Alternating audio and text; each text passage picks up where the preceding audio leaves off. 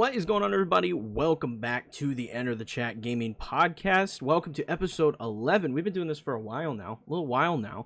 And we talk video games here every single week. I am Nico here with my co-host Rico this week. And we are going to talk about all the gaming news and everything under the gaming sun. Now, there was Gamescom, and there were some other announcements sprinkled in here and there that weren't like technically part of Gamescom. It was kind of weird. So, really interesting stuff, but housekeeping first. As always, you can find us on all the podcast services, Spotify, Google Podcasts, all that fun stuff, as well as a video version up on our YouTube channel. On our YouTube channel this week, we had Rico cover the Hunter's Arena Legends gameplay breakdown and review, which honestly the game looks kind of interesting. I'm not sure it's a game for me, but it does look interesting nonetheless. An interesting take on the Battle Royale formula. And then we also covered the Call of Duty Vanguard alpha and did a gameplay video showing off the Champion Hill game mode, and all that is up on the YouTube channel right now for your viewing pleasure. So, without further ado, Rico, what you been playing, man? Let's see. Because of that Call of Duty Vanguard video, I'll admit that the Call of Duty bug bit me a little bit. It bit me a little bit, and I started playing Modern Warfare again. Oh yeah. And just the multiplayer, there ain't no way I'm diving back into Warzone yet. Not until they get that anti-cheat in there. But I don't know. It's actually kind of like fun diving back in there. And I don't know what it is. I don't know if it's like the next gen console or like when I updated it, there were some resolution packs I downloaded that you could just download free from the store. Mm-hmm. Those are. It looked Xbox, a lot better than it looked a lot better than what I remember. Like I was in the middle of a match, I'm just like, hold up, why have all these like? Why does this whole area look so much more detailed? Yeah, I saw those. I don't know if I actually ended up downloading them for Warzone, but I did see they were available. And I was just like looking around. I was like, "Son of a bitch! This looks like some Unreal Engine stuff." And let's see what else aside from that. More Monster Hunter Stories. That was another one. Mm-hmm. What else? I'm like blanking on some. Oh yeah, and then I finished up the Ghost of Tsushima Iki Island DLC, which I gotta do a video on that.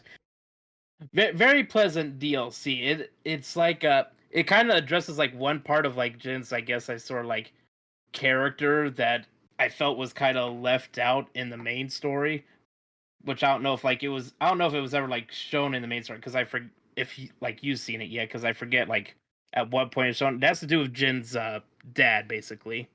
Okay. I don't know if you know what happened to his dad or at all. I'm not that far yet. I did upgrade my version to the PS5 Director's Cut or whatever the hell it's called. I did upgrade my version of the game because Toby actually texted me and was like, I'll pay for half because we game share. So he's like, I'll pay for half, just Venmo me it. And I was like, okay. And so I upgraded it, and I haven't booted it up yet. I haven't really had a ton of time. And I'll get into that when I start talking about the games I've been playing. But yeah, so that's upgraded, and yeah. The like the island of Iki in general, it's so, you'd think it wouldn't be, but it's so different from like the mainland of Tsushima. It's like a much more like hilly and mountainous area. I kind of liked it. At some points, it was kind of annoying when trying to get to certain places, but still fun nonetheless. I mean, it was more Ghost of Tsushima, so of course it was gonna be good. And then a little bit of Monster Hunter Stories too as well. Eventually, I'm also going to get back into Pokemon Sword and Shield because I haven't finished the DLC with that yet. And, we got those new games coming out soon, so I got to get back on the Poke grind. Yes, sir. Those are coming very soon. I'm very much looking forward to them. Yeah. Okay, so here's the fun part, okay? So we got a kitten. All right, from the Humane Society, and the Humane Society sent it home sick. So he has a bunch of issues. So I've been taking him to the vet, and I've been giving him medicine, doing this, that, and the other. So I haven't had a ton of time to actually play games because I've been a cat dad. Okay. Yeah. So that's where I've been at all week. But what I have been played some Pokemon Go, and I will talk about that very briefly because they heard the outcry. I talked about this in the previous podcast about how they removed a lot of the COVID stuff, and a lot of people were very upset. And they did go back and say that they are reverting a lot of the changes. Specifically the interaction change. That's what really got people. They changed it back to the original distance, which was a 4 kilometer. Well, I don't even know how long it was. Okay, I don't know how far away you could actually reach. It was 4 something. They changed it to 8. I don't know the exact measurement, but they doubled it during COVID time, so you could interact with Pokestops from farther away, gyms and stuff like that, so, social distance properly. And that was the thing that most people were very upset about. But they did revert that. They said that they heard the outcry and they have reverted it, and they will be bringing us more information about changes that will be coming on the 1st of September. So I'm keen on seeing what exactly they're going to be bringing back to the game, because like I said in the previous podcast, those changes made the game better, and I don't know why they decided to take them away. Yeah, it's definitely one of those weird company decisions that just don't make sense. Yeah, it didn't make a whole lot of sense at all. But then I've been really playing Pokemon Unite, like, a lot. Like, I've been playing a ton of it, and I want to briefly touch on the pay-to-win aspect of that game, because I did dump money into the game. Yeah. I, this week, decided, because I was sitting in the room with the cat and making sure the cat was okay, I was playing a lot of Pokemon Unite on my Switch Lite, and I was like, you know what, I'm going to drop $20 on the game and just see what I can get, okay? So I had a bunch of the tickets saved up, and I bought a lot of the upgrade tokens for the items in the game, and I upgraded a bunch of the items. And I will say there's a slight difference in, like, the power and stuff of my Pokemon, and I'd say it's nice having these upgrades. However, in terms of the actual pay-to-win aspect, I don't really think it's that big a deal, because at the end of the day, no matter how good my items might make me, it's really hard to carry just very bad teammates that don't understand how the game functions on a basic level. Yeah, I was gonna say, you could have, like, every item maxed out, some of the most broken items equipped or anything. It's not gonna matter if you don't have a good team to, like, work with. Because I mean, I have those items. I've been ranking up pretty consistently. I've been getting a lot of rank ups. And, I mean, there's so many situations where we just end up losing because the team makes a bad move, or we make a silly play and they end up coming back. So for me, it's just like, yeah, you can pay to upgrade your stuff, and I'm hoping they still get away from that, because I still don't agree with that. But I really don't think it's as big a deal as people are making it out to be, especially now that people have had the game for a while, and if you're playing it regularly, you can upgrade this stuff pretty easily. Yeah. So that's just my take on it. Now that I dumped $20 into it, I was like, I'm going to do it. I'm going to see how bad it actually is. And I don't think it's that crazy. Plus, Blastoise is coming, so that was another reason I was hopping back in. Yeah. I was very much looking forward to hopping into that. So yeah, that that's September the 1st as well. Oh yeah, so I'll have to, I'll have to dust off some Unite skills. I haven't touched it in a little bit, but I'm for Blastoise, I'm willing to get back in. And then like the Turtle Boy. I played some Apex, as I always do. Been playing a lot of Apex here and there in my free time. It's still great, still loving it. They finally nerfed Seer. That's a good thing. He was very busted. But yeah, still enjoying Apex. And then, this is the part I said before the podcast that I tried to start playing something, and then something happened and I got mad. This is that scenario, okay? I booted up Psychonauts too. I was like, I'm going to start it. I'm going to get ready. And I don't know what has been causing it in our house, but my office area and my bedroom, a fuse blows and I lose power in those two rooms. And I got the game started, and then boom, the fuse blew. And I was like, well, I guess I'm not playing Psychonauts right now. So I was super disappointed, and I was like, I'm just not messing with it. So I haven't started Psychonauts, but I will start it in the next couple days, because I do want to cover it here on the channel, and I was very much looking forward to hopping into that particular game. Briefly, while I'm still talking about stuff, I don't have time to get to a 12 minutes review, but I want to talk about 12 minutes, and good lord is that game good. I love that freaking game. If you have access to Game Pass, let me tell you, it is definitely worth your time. Maybe I'll make like a short, enter the chat short, and I'll throw it up, so that way it could be like a 60-second review, just me talking about the game very briefly, because it's so worth your time to hop in and play if you have the means to play it. It's super well done. I was about to say, you could really be meta about it and just try and make like a 12-minute review on it. See, I don't care to make the 12-minute review. I just want to talk about the stuff that matters, and get it quick. Like, that's why most of my reviews are fairly short, because it's like I talk about the stuff and then I'm like, okay, that's all I have in my brain about the game. I think I got my point across, and then boom, I upload it. But like this one, I just don't have the time to like make a video about. but I want to talk about it, so I'll probably do a short. I'll probably upload a 60-second review for it and just kind of talk about what this game is, because it's definitely worth your time. Highly recommend hopping into that. I wonder if they make a sequel, they'll just call it like 12 more minutes. That would be funny. That would be pretty funny. But, let's talk about Call of Duty, because we said we hopped in, we played some Call of Duty. Let's talk about that. Where to start? First though, obviously we should probably start with the game mode. Yeah, so like the Call of Duty, so obviously today's last day for the Call of Duty Vanguard Alpha, which is just one game mode at the moment because it is alpha and there's a lot of stuff they still need to work on before it's playable at least. And it was playable with a new game mode called Champions Hill, it's a very different game mode from previous Call of Duties and the usual game modes. So how's the best way to describe it? It's kind of it's almost like an elimination tourney type of deal, or like a last team standing type of deal. You can play in duos or trios. You can do either of those, and each team, I forget how many teams was like in each game. 8 teams, 4 arenas. Yeah, 8 teams, 4 arenas, like 4 small arenas, and each team had like 12 lives, and basically you would compete in like these quick. I forget how long they were. I think they were almost like minute rounds against another team. And basically, you try to be the last team standing. Keep all your lives and everything, while trying to take out everything else. And then there's buy rounds where you can buy perks, equipment, new guns, and stuff like that. It is just very different, and it's actually like pretty fast paced, even though with like only like 2v2 or 3v3 matches. Yeah, it's fast paced. It's a lot of fun to play. I really found myself enjoying it. And I like it pulls some elements from like Warzone with the armor plates and the buy stations and the buy rounds and things like that. It's really fun. I really like the quick nature of it because each round is only like a minute long. So you're hopping in, you're fighting a team, and then if you take out their lives, you win the round, and then back and forth.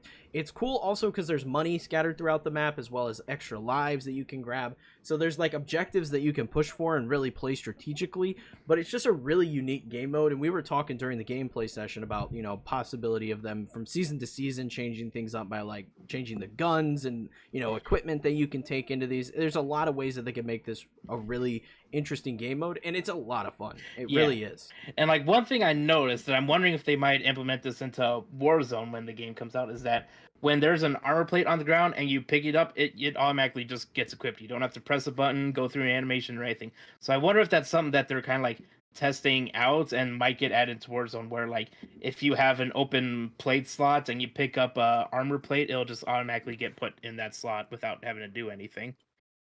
Yeah, that would be very interesting. But further going into the alpha, we only had access to like a handful of guns, like the MP40, the STG, the Kar 98. There was a pistol that was included, and I'm not sure what the LMG was. So we only had a couple guns to really mess around with. Oh, and that could just be the nature of this particular game mode. And there was also a revolving shotgun, which... Yes, there was a shotgun as well. Which you could kind of think of like almost like as a return gun, because I'm pretty sure in an old Call of Duty, it might have been a Call of Duty Ghost, there was another shotgun that kind of basically just looked like a giant revolver type of gun. Yeah, and I think the gameplay, it feels more like Call of Duty Black Ops Cold War than what Modern Warfare felt like, which for me personally, I really like.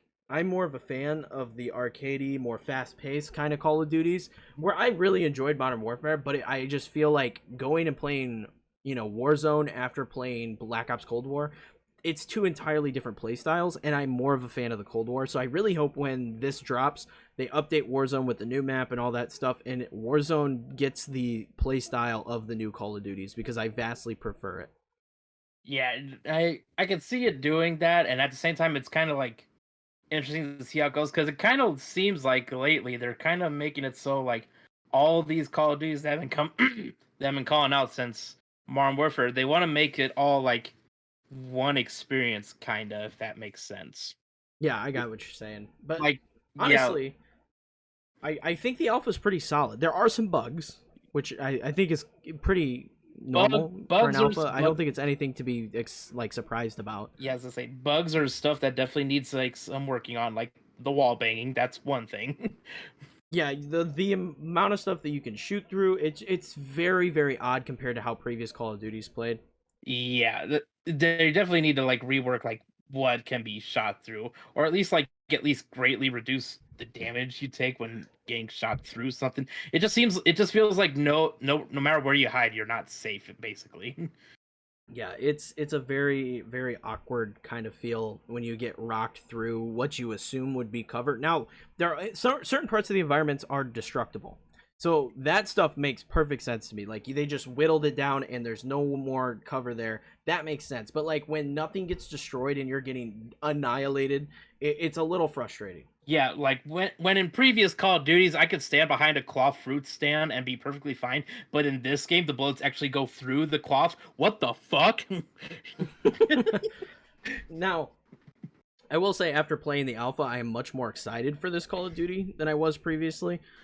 I think it's looking promising. I won't give my full opinion until they put out the next alpha and we get access to more game modes, more guns and stuff, and keep playtesting stuff. Play some more like with the different game modes like team deathmatch and things of that nature. What are you doing? Back scratcher. But yeah, the different game modes and stuff, I'm really keen on hopping in and seeing what the maps are like, because this one does offer, I think, 16 multiplayer maps and 4 additional I don't know what the maps are for. I remember seeing that when we broke it down last week. But yeah, there's a lot of maps on release, and I'm keen on seeing the rest of it. Like I said, I'm looking forward to it. The graphics, they're nothing super impressive. They honestly look about the same as Cold War graphics. Maybe that'll change closer to release. There's a lot of time for them to still polish stuff up, but yeah, because like we said, this is still the alpha, so there's still a lot of stuff they can work on, change, and everything. This is still somewhat an early look at the game, and as they say in like a little sentence at the bottom, Fire Project subject to change. Yeah, and I would say if this was any other game, like I wish this game was an alpha across all platforms. However, Call of Duty's been pretty damn good and pretty consistent with their crossplay. So I'm not too concerned about their ability to make a game well done with crossplay. I feel pretty confident in their ability to handle that situation. Yeah, their crossplay is definitely very seamless ever since Modern Warfare. Yeah, so I'm not too worried about the crossplay features and all that. I'm sure they've got that handled. I will be curious to see, however, the effects of the Blizzard Activision lawsuit and the sales of this game. Well, we're already kind of seeing it at effect in a different game, not Call of Duty, but in Overwatch. I don't know if you saw the news, but in Overwatch, McCree is actually going to get renamed. Really? Yeah, because McCree was actually named after one of the like main employees, like that was sort of like focused on the lawsuit and actually somewhat recently left the company. Like like Overwatch, like they even put out a statement about it saying like, they're gonna rework his name and then they'll have to like adjust and change a bunch of other stuff in terms of lore and character interactions and stuff like that, and how moving forward they're not gonna be naming characters after real Blizzard employees anymore. Huh. I did not see that. I saw they put out a press release, but I didn't actually get a chance to read it. But that's interesting to me. And I get it to a point. Okay, I 100% don't condone anything that's happened to Blizzard. Everybody that is guilty should be, punished properly. However, my thing with it is I don't see the point of boycotting these games. Well, as far as I've seen, it doesn't seem like anyone's necessarily like boycotted it because I mean people have tried them before. It hasn't really done. Now what they're doing for it is like they're going straight for the company. They're not so much caring about the games and like just ostracizing those, but they're going like straight for guys like, hey, you fix your shit. Yeah, that's on a legal level, yes. But as like I see a lot of people on Twitter posting about the fact, that this lawsuit is happening, that Call of Duty is coming out soon. I've seen a lot of people mention this, that they are tied to this lawsuit and that they're trying to hide their name tied to Call of Duty. Activision is. And my thing is, not everybody working on the Sledgehammer, the Treyarch, whoever's working on this Call of Duty, not all of those devs are involved in this lawsuit. Yeah. In terms of Activision Blizzard lawsuit, it's mainly focused on Blizzard, and Blizzard handles just simply the PC port of Call of Duty games these days because Activision works so well with them. I'm not condoning it. I'm just saying that a lot of the people that worked really hard to make this game what it is and get this game out aren't necessarily at fault in this situation.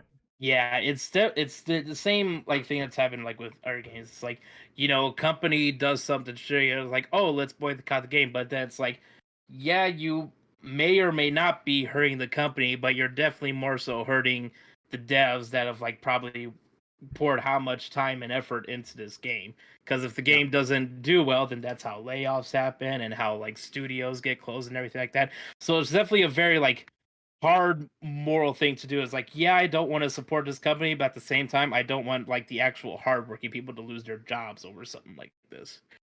And on the other side of that, there is the variable that most people that are aware of this lawsuit are people like you and I, people that listen to podcasts like this, that are really dialed into this shit, like really pay attention to the gaming world, where the normal like casual gamer that plays Call of Duty every year has no idea that this is actually happening. Yeah, like little 10-year-old Tommy who just got Call of Duty for his birthday isn't going to be paying attention to any of this stuff. Yeah, they have no idea what's happening. They just want to play a game that they enjoy. They have zero clue that it's happening. So I definitely think there could be two sides of it. I don't know that the vocal minority on, like social medias that are saying let's boycott this game, I don't know if they're going to affect the numbers that heavily. I'll be very curious to see what happens when this game does come out on November 5th, though. Yeah, it really just all depends on like, how they go from here in turn. Like, of course they can't like ignore any of it. I feel like Overwatch, saying that they're gonna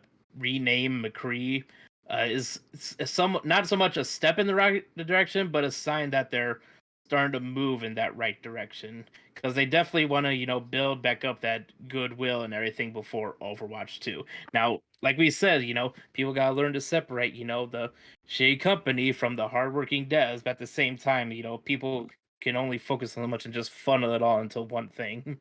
Yeah, and it's because everybody's so glued to things like social media and they see so many people talk about one specific thing that they can't look at the broader picture. And I'm not, criticizing anybody for that, but at the same time, if you're going to be making these statements, you got to think about it as a whole. You got to think about all the devs and the people working on these games, because, this is about, women being abused in the workplace, unequal rights, things like that. I'm sure there are a lot of female developers or just, workers that are helping with getting these games made that are being affected by this, not directly through, possibly the abuse situation, but more specifically by like people saying, let's boycott these games. Their hard work is now being ignored entirely. Yeah. So it's like people just it's definitely like it's always one of those weird moral things to me. Like I can't remember the last company it was I saw do it. Maybe it was EA at the time. It's like weird. EA now looks like godsend compared to what Blizzard has been going through, been shown off lately. But yeah, it's like it's just one of those weird moral things where it's like, okay, like I don't want people to lose their jobs, but I don't want to support this company. So like, what can I do to like what's like the right moral decision here? Yeah. And the answer to that is like there really is no like right decision. Yeah, as consumers, as people that just want to play these games, I mean, you could speak with your wallet. If that's what you feel is right, definitely do it. But at the same time, I don't think we should be attacking people that still want to play these games. Pretty much, yeah. Kind of like how like when I don't know, people don't agree with a video game character, and for some reason they can't differentiate that, it's just a character. The person portraying this character is not that character and has their same beliefs or anything like that. It's the same fucking deal, but people still attack like the actor or actress about that character. I feel like there's a specific game we're referencing here. One that came out last year, possibly one game of the year. Who knows? I don't know what you're talking about. Abby, best girl. But crush me with off your that arms. topic, on a little lighter news, there was a lot of big video game stuff. We had Gamescom this week. So, what was what was the thing you were most excited about? Now, I didn't watch this as heavily as I watched E3, I'll be honest, mainly because I said, like, I was busy. I was doing a lot of stuff this week. But so, what you were really excited about? So, like, well, there was like a list of like game companies that were going to be making announcements at this games, but so the main one was like PlayStation. PlayStation's name was out there. I was like, okay, is this where PlayStation finally gives us some actual news and everything? And they kinda did, kinda. It wasn't like any like crazy reveals or anything, but it was a couple of like release dates and then like one DLC announcement for a game that I don't really care about, but the DLC is a character I care about. So let's just go through this little page I have up here of just some of the bigger announcements that came out of Gamescom overall. Well, announcements, trailers, all that stuff. So first one out here is we got a trailer / reveal for this for that Marvel basically XCOM game that has been rumored for what, like the past year, 2 years, something like that. Yeah. Yeah, so it was just a cinematic reveal trailer, no gameplay shown yet. There is gonna be a gameplay trailer on September 1st though.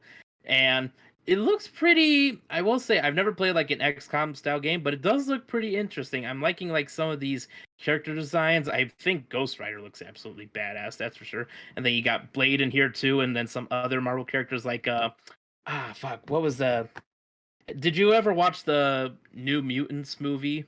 It's like a I did not see that. I was gonna say there's one character in there. She's somewhat like the main character of that movie, and like her powers is like she can like summon like this flaming sword and then like teleport to this like pocket dimension or anything. Anyway, like that character is in the game, and she looked pretty dope. So and all that stuff. So yada yada yada. So like, yeah, Marvel Midnight Suns XCOM game gameplay trailer September 1st. Release date Oh, I was gonna say unknown, but it's supposed to launch next March, so actually not that far off. Yeah, I did. I was gonna say I did see a March release date for that one, and I'm kind of excited. I'm not big on XCOM games. The biggest XCOM style game that I played was Mario Rabbids, which I enjoyed. Yeah. But I'm not huge on them. But this one I'll probably give a chance simply because it has that Marvel coat of paint on it, and I'm a big Marvel fan. Yeah, which as you said, with like people have like said like because of rabbits, like even though if people may have not ever played an actual XCOM game, if more of these like XCOM style games of different IPs and everything get made, they could get a lot of people into them. Like who knows? I might even pick up Midnight Suns 2 and just see what it's about. And then next one, and here probably one like I wouldn't say like bigger ones, but definitely one that grabs attention. Finally, confirmation and actual date that Horizon Forbidden West has been delayed. Yeah, like we talked about what 2-3 episodes ago. We knew that was happening. Yes, it was.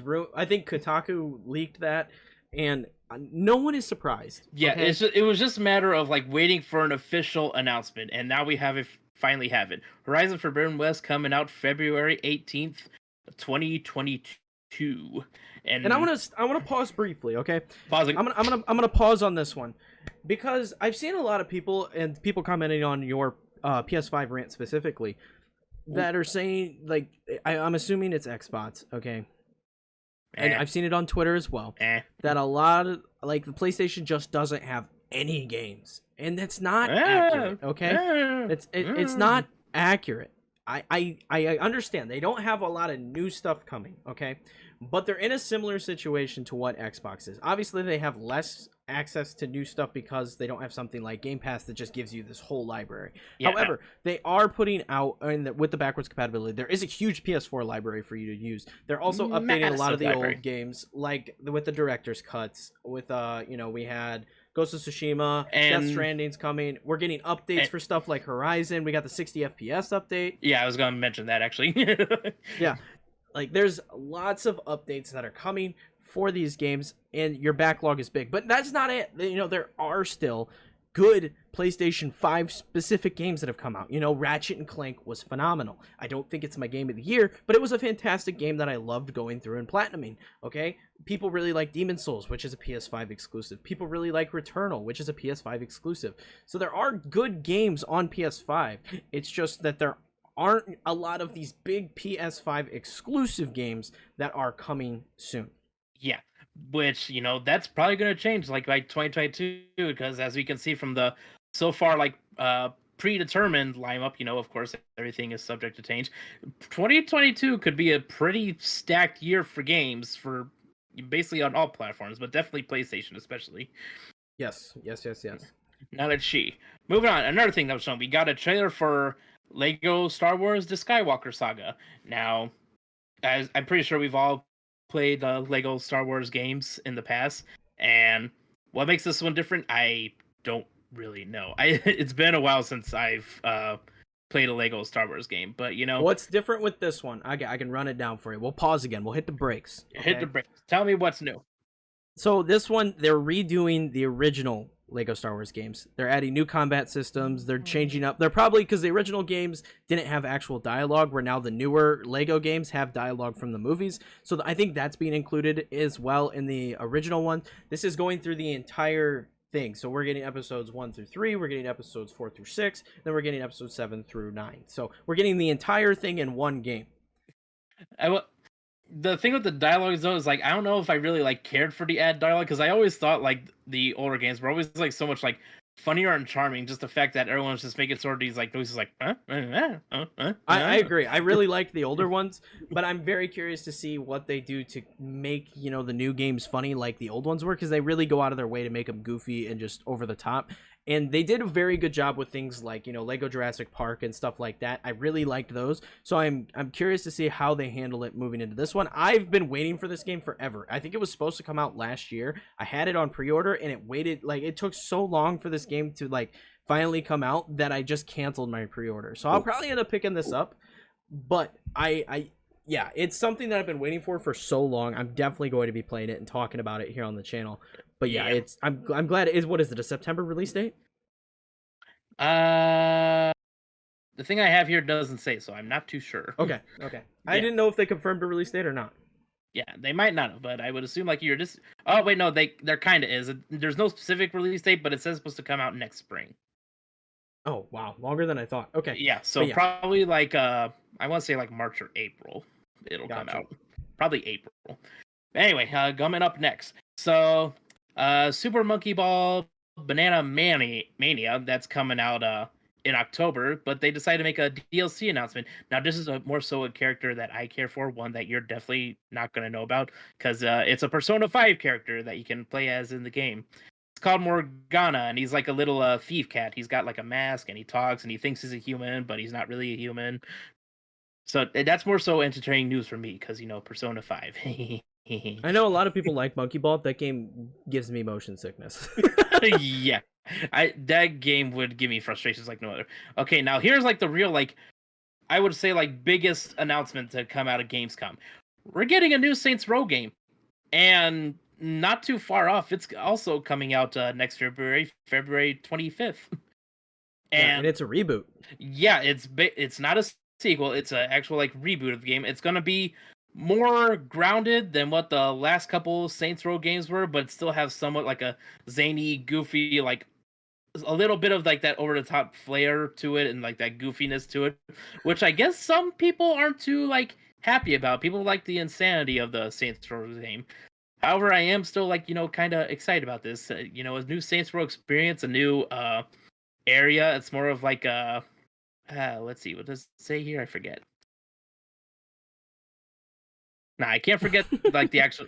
I was gonna say it's in some sort of town. Almost looks like somewhat a Mexican kind of town or southern type of town instead of the big city the Saints Row games are known for. But yeah, February 25th on pretty much all platforms except for Switch. They was mainly a cinematic trailer. I don't think they showed much gameplay in it. I'd have to watch the trailer again because I can't remember. But yeah, that's definitely something I'm looking forward to. It'll be an interesting sort of it'll be interesting to see the GTA quote unquote competitor make a return. Yeah, I'm glad you had stuff to say on that, because I'm not someone that really cares about the Saints Row games. I'm not someone that follows it, so I have nothing to say in regards to this. This one could catch your interest if you want something different from the GTA experience. This is obviously going to be very different from the old Saints Row games, because the old ones were fucking wild as hell and absolute ridiculous. I think the third one, I don't remember if it was part of the main game or DLC, but you basically had superpowers and everything. You could get an alien jet and it made sense. You would you could run around with a bat that had a dildo attached to it. It's all kinds of crazy. Let's see. Then we also got a release date for a new indie game coming out called Jet the Far Shore. It's actually kind of a pretty looking indie game where you just explore this barren planet to see if it's hospitable to save the human race, basically. Okay. So an interesting game. I think it was announced slash revealed in the last. Was it State of Play? I can't remember. Mm-hmm. It was State of Play or something that Jeff Keighley was hosting. I can't remember. Was it opening night live? Because Mm, that was this week. That was part of Gamescom. no, this was longer ago. Okay, okay. Yeah, I can't remember what it was. It was something that Jeff Keighley hosted. What was it? Oh no, it was like a part of. No, it was that show Jeff. I think it was at that show Jeff Keighley hosted, which was like before E3 started. So even though it was on E3 week, it wasn't actually a part of E3. It was the one where we finally Oh, got. okay. Yeah, it was the one where Elden Ring finally got a trailer. Yeah. I know what you're talking about. And then let's see, we got a trailer for Amazon's New World MMO RPG that's supposed to be coming out September 9th. I don't play MMOs or If it was on anything. console, I would be very excited for this, but it's not on my Xbox, and my PC is just getting too old for these kind of games. And honestly, I don't really have the time for them. I would definitely dabble in it if it was on console, but because it's not, it's something that's going to go under the radar for me. Right.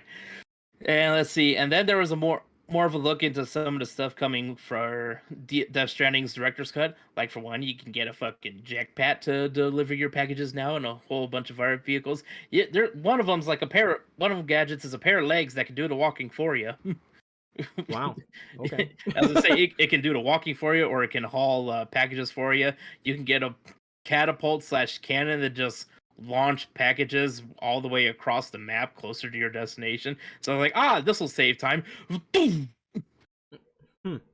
Yeah, I saw a lot of people were really excited for the stuff that was getting added in the director's cut, just because it was going to make a lot of the gameplay a lot more streamlined. Yeah, it's definitely going to make things a lot easier for like that mainline game.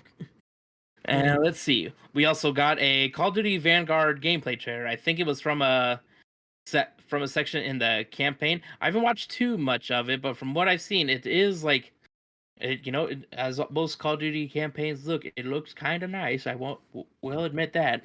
I am keen on hopping into the campaign. I enjoyed the last two campaigns they put out, and I'm very excited to hop into this one. See, that's why part of me still wants to get like Cold War eventually, just to at least play the campaign. That and the leveling up between Modern Warfare and Cold War is like the same. So as I've been leveling back up in Modern Warfare, I'm also unlocking stuff for Cold War, even though I don't have it. Huh. It's very interesting because I've seen like all these. So weird how they're doing Call of Duty anymore. Yeah, it's definitely very different. This is weird. I'm just seeing like all these perks pop up. It's like, this isn't in this game. Let's see. We also got a trailer for a Teenage Mutant Ninja Turtles style beat 'em up called Teenage Mutant Ninja Turtles Shredder's Revenge. And it actually looks kind of fun, honestly. And it's coming out on Switch and PC next year. That is it's like a spiritual successor to the old TMNT game. Yeah, kind of. Except you get to play now. You also get to play as April O'Neil, and she's caked up as fuck. I've seen that. I really like the art style for that game. I might actually end up picking that one up. No, and what's funny is they know they made April caked up because I think there was a part in the trailer where like she turned around and you could see like her behind, and the camera was somewhat zoomed in on it. Jesus. I was like, God damn, you horny Nickelodeon, you horny bastards. And then here's one that actually like really caught my attention just because of how like bizarre and unique it looks. Is a game called Cult of the Lamb that was announced. It's from Devolver, and it's a wild looking game. I'm not gonna lie. I definitely recommend you watching like the trailer after this. Basically, it's like has like all these like cutesy like animal creatures and your lamb, and then these basically these demons that do not fit the cutesy look whatsoever start popping up all over the place, and your characters goes like, well, fuck it, take care of these demons. I'm gonna start my own satanic cult. and that's basically. I like Devolver stuff. They do some wild games. They do really wild shit. It's supposed to come out sometime next year as well. But speaking of wild looking shit, we also got a game trailer on this game called Doki V, which basically looks like Pokemon on some fucking LSD crack shit. Cause holy hell, the way this game looks, everything that's going on and everything, plus the fact that it is still like capturing and fighting monsters and stuff to help you in battle. It just looks wild. And all the traversal and the open world aesthetic. That's another trailer you definitely check out, because holy hell, there was so much going on in this trailer. Yeah, I've seen a lot of people tweet about that one. A lot of people are really excited. I don't know. It's weird. Yeah, I was gonna say definitely check out. That might be something where it's like, oh, okay.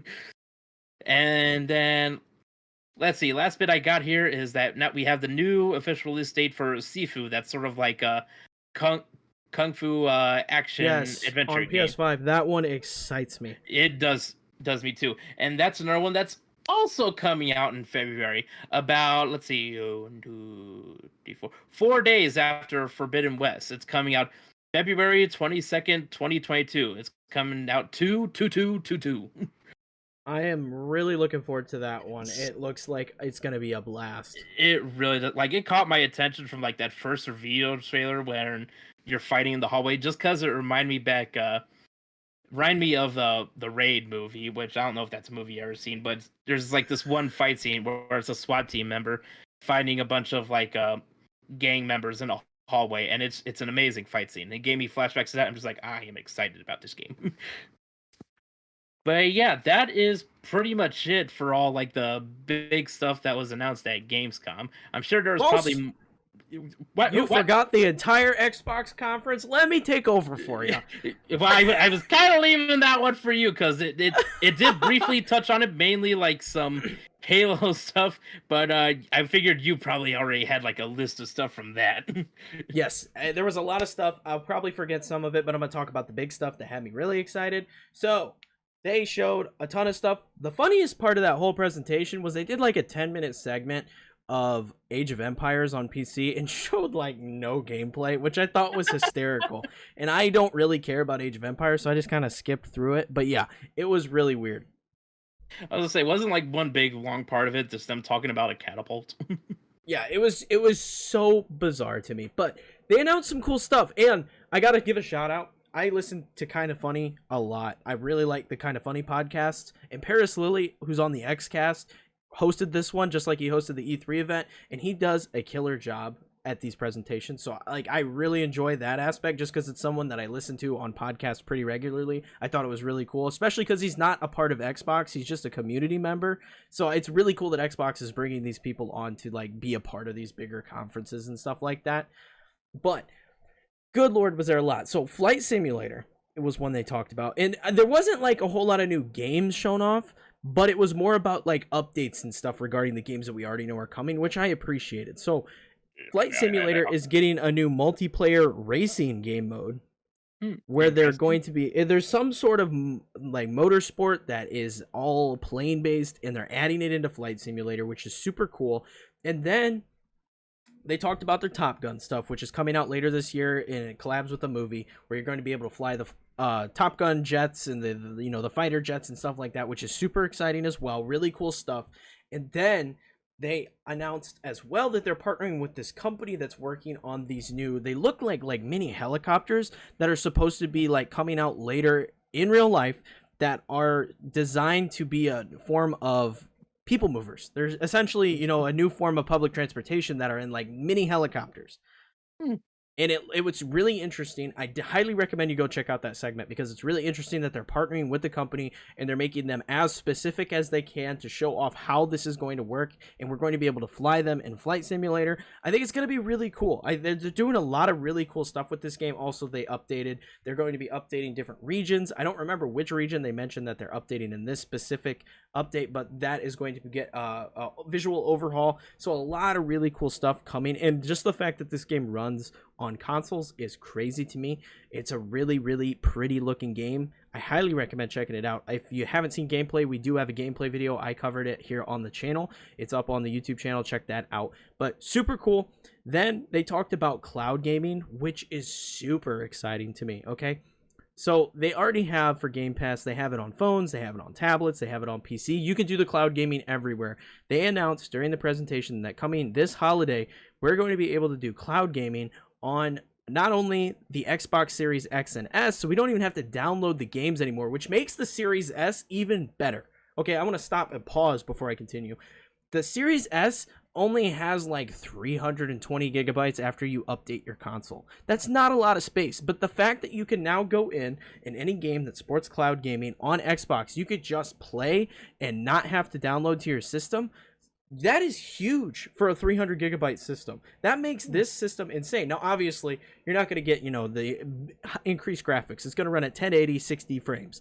But that's still huge when you consider the fact that most people don't have 4K. Like, I don't even have 4K equipment. So, like, it's really big. It's really cool that it's coming to these systems. And it's nice because you don't have to, like, take the time to download a game. If your buddies are playing something on Game Pass and like, hey, you should really check this out, you just open up the cloud, play it on cloud, and see if it's something for you, and then later install it on your Xbox if that's something you want to do.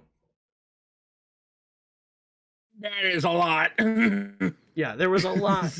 But not only is it coming to the Xbox Series X and S, it's also coming to last-gen systems. It's coming to the Xbox One. You're going to be able to use cloud gaming and play all the next-gen games that are on Game Pass on your old console, which is huge.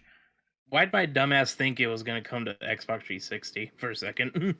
No, it's just the Xbox One, but that's still, it's so big that you don't have to even upgrade your system anymore to keep playing in the Xbox ecosystem. I gotta say, people hate on Xbox. They're like, oh, it's dumb. They're not going to sell as many consoles, blah, blah, blah. First off, that doesn't make any sense because the Xbox is the best. The Xbox Series systems are the best-selling Xboxes to date. However, they're making huge money back in Game Pass by doing this, and they're just getting more people into their ecosystem. They're so consumer friendly, and it's super awesome. It's so freaking cool to see this happening. I'm really looking forward to it. I'll probably have a video covering it on the channel when that drops in the holiday season.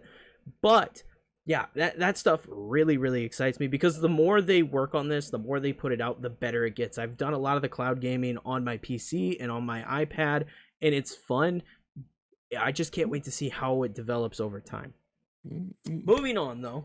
They talked about Psychonauts, which is out. It's available on Xbox, on Game Pass, as well as on PlayStation. You can check it out on PlayStation. The thing about it is, okay, they did... I saw this gameplay thing. Like I said, I couldn't play it because the fuse blew, and I shut off, and I got mad, so I turned off my Xbox. But they showed off a portal on Twitter. Someone recorded it and showed it. And it runs the exact same way a Rift does in Rift Apart. Ooh. And I'm looking at this and I'm like, this is awesome. It's so cool because, that's one of the big things PlayStation fans talk about. It's like, we have, Ratchet and Clank where you're able to go from one spot to another just seamlessly. That happens in Psychonauts, and I'm so excited to hop in and get into this game. They talked about a lot of the story beats and stuff like that. It just seems like a goofy continuation of this game, and now they were able to do so much with it. I'm very, very excited to hop into that. What else? Fuck. Sea of Thieves. That was another one. They showed off a new collaboration. That was really odd, and I did not see coming. And the collaboration was with Borderlands, of all things.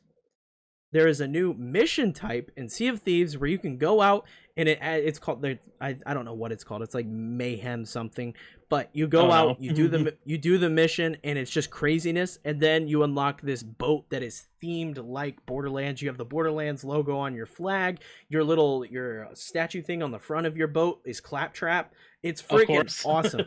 It's like a wooden Claptrap that's like built funny. It's super cool. I really think this is a unique little collaboration here. I think it's really cool. It came out of nowhere. I don't know why it's happening. Out of nowhere. Yeah, it's really odd, but it's super, super cool. Like, I thought like the Pirates of the Caribbean collab was as wild as gonna get, but to do a collab with Borderlands, a game that you would not think could relate to a pirate-themed game where you sail the seven seas or anything like that, they make it happen. Yeah, it was super odd, but it's super cool. Yeah, there's just so much. They showed off some other games that are going to be coming. They showed off this Gunk game. I don't remember what the specific name of it is. Looks interesting, but then they also showed off at the very start some more Dying Light 2 stuff, and that is very exciting to me. I got my hopes up. I will say I got my hopes up. I was like, oh my god, this is during the Xbox conference. Are they going to announce a Game Pass tie-in? Are they going to announce Game Pass? And then, sadly, They did not. They said it's available for pre-order, full price, blah blah blah. But I'm still gonna get it on my Xbox regardless. But I was really really hoping. I was like, dear God, if this comes to a Game Pass, I will freaking blow up. It is so awesome. But yeah, they showed off a ton of stuff there. If I'm forgetting stuff, I apologize. They showed off a ton of stuff, but then they closed it out. And this is the interesting part. Okay, they closed it out, and there was no Halo information. Ooh. And then the next day, I think it was the next day, I don't remember what day it was, they announced, well, they showed off new Halo stuff. They gave it a release date. I'm going to Google it. I don't know what the official release date is. Let me check. I'm checking Halo Infinite release date. But yeah, I'm fairly positive they gave a release date for it. December 8th. December 8th is the official release date for Halo. Oh God! Day after Dying Light 2, son of a bitch. Yeah, they love doing it, but they didn't show off any campaign stuff. No surprise there. But they did show off more multiplayer stuff, and they announced that there is going to be a very special Xbox Series X Halo Edition console that looks pretty slick. I did see that. Looks pretty freaking slick. It's very cool. It's very cool. Also, I forgot, they showed off Forza Horizon 5 stuff. Game still looks freaking insane. It looks so pretty. And they showed off a custom controller that also looks very, very cool. Very much looking forward to that particular game. That one comes out in November. But Xbox just has a lineup coming. They got so much stuff. Like right now, still playing 12 minutes. I haven't been able to touch that game. I talked about it last week. I talked about it at the start of this one. Still playing that. I'm keen on finishing that. I have to finish it. I have to know how to break the time loop. Psychonauts 2 is real big right now. We got a bunch of stuff just dropping on Game Pass, a bunch of other third-party stuff. Then we got, Forza and Halo and all that fun. There's so freaking much on my Xbox. And there's gonna be more, because I do have like some of like the Xbox stuff that was shown, stuff you already mentioned. And then here's another one from Humble Games. I guess during that little conference scenario thing, revealed that 10 of its games that it is publishing will be coming to Xbox Game Pass on day one. One which is currently out right now for download, called Dodgeball Academia. And let's see. And there's also games like Midnight Fight Express. What else? Unsighted. They showed a bunch of games off. Bushiden and Chinatown Detective Agency, and then literally the last sentence of this like little comment says, "After this, you can never say Xbox has no games to play ever again." Yeah, it's they've got a ton of stuff coming, a ton of stuff. Yeah, I was gonna say 10 games day one. That's quite a bit. Honestly, between my PlayStation and my Xbox, and Pokemon stuff coming out at the end of the year, I'm going to be playing so many games. I'm not gonna have enough time for all these games. Yes, cause and that's just the ones that were shown.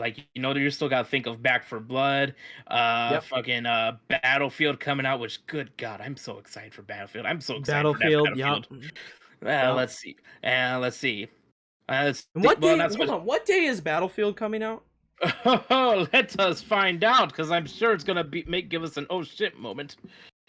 Battlefield. I want to say it's the 7th. Battlefield 2042, the 7th of November, I want to say. Nope, way off, my friend. October 22nd. Okay, okay. I thought it, I don't know why I thought the 7th, but I thought it was right after Call of Duty, and I was going to be like, oh, that's an interesting decision on Call of Duty's part. Maybe take the steam out of their sales, but no, it's coming out in October, which is good. October's stacked. There's so much. Yeah, there's Far Cry, there's Back for Blood, there's Metroid Dread, there's Battlefield. There's so many games coming out in October. There's so many games coming out in general. Yeah, it's going to be crazy. Broketober is going to be insane this year. And not just Broketober, then even September we got fucking Kena Bridge of Spirits is finally come out. That Fish Forge and Salad Torch is supposed to come out. We got Death Stranding. Deathloop. Yeah, Deathloop. Oh god, fucking Deathloop. I almost forgot. And fucking Death Stranding Director's Cut. September's definitely the PlayStation month on that side, but still. Yeah, and then October obviously is huge. November, we've got Call of Duty, we got the new Pokemon games. I'm sure there's a couple other ones that are going to come out then. But then after that, we got Halo in December, which I honestly think is a great move on their part. Halo in December, Dying Light 2 in December. Yep, I think honestly that Halo made a great call in giving the December release date, because that's a a month and a half away from Battlefield, and it's a month out from Call of Duty. So right around the time that a lot of the casuals are going to be feeling a little burnt out and looking for something new to play, boom, Halo's there. And that is huge, especially when the multiplayer is free. Yeah, is there all these like all the first person shooters are definitely giving themselves like room to breathe from the competitors, because if they all release within the same time frame, one or two are definitely going to be hurting in sales because people can only focus so much on first person shooters. It's definitely a very first person shootery like holiday, because we got not even so much holiday these next few months, because we got Deathloop, Back 4 Blood, Battlefield, Call of Duty, Halo, Dying Light 2, technically a first person shoot. Well, not so much shooter. I know they're like dialing down on the actual shooting aspect and focusing more on the melee stuff, but still, you know what I mean. Yeah, did you include Far Cry? Oh yeah, Far Cry as well. It's very holidays is definitely a very first person shooter heavy holidays. Yes, it's gonna be a stacked holiday season, and even at the start of next year, we talked about all those games coming out in February. Pokemon Legends Arceus is coming out in January. It's huge, and then we didn't even discuss the fact that the Switch OLED's dropping this fall. Oh yeah, that too. Fucking hell. There's so much coming. It's a great time to be a gamer, and it's a scary time to be a gamer's wallet. Yeah, I can hear my wallet like shaking and the teeth like chattering, just like. Yeah, it's gonna be wild, but that pretty much covers all the Gamescom excitement. If we forgot anything, feel free to leave a comment on the YouTube video. But that wraps up our show. Thank you for entering the chat with me and Rico. Like I said earlier, we are available on podcast services and YouTube in a video format if that is something that you prefer. Be sure to check us out there. If you want to follow me, I am on my main channel, Nico Gaming, where I do pretty much exclusively Pokemon stuff because that's my jam. I love Pokemon. So I'll be doing a lot of stuff, especially the closer we get to Brilliant Diamond Shining Pearl. There's going to be a lot of content coming over there. Also, on my Twitter, my TikTok, all that stuff's linked in the description below. For Rico, follow the channel. That's where he's at. Follow him on all that fun stuff. But, like I said, thank you so much for joining us this week, and we'll catch you in the next one. Peace. Peace.